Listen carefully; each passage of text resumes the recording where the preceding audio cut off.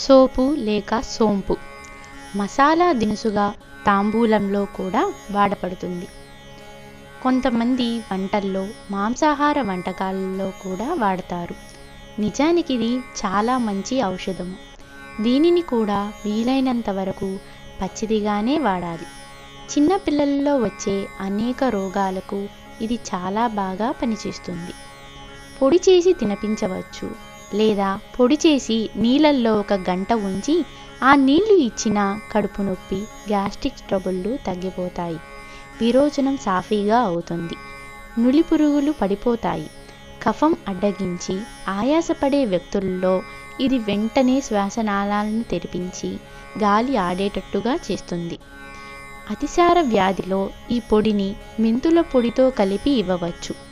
ఎముకల నొప్పిలో నీళ్ళతో నూరి పేస్టుగా చేసి పట్టిస్తే నొప్పి పూర్తిగా తగ్గిపోతుంది.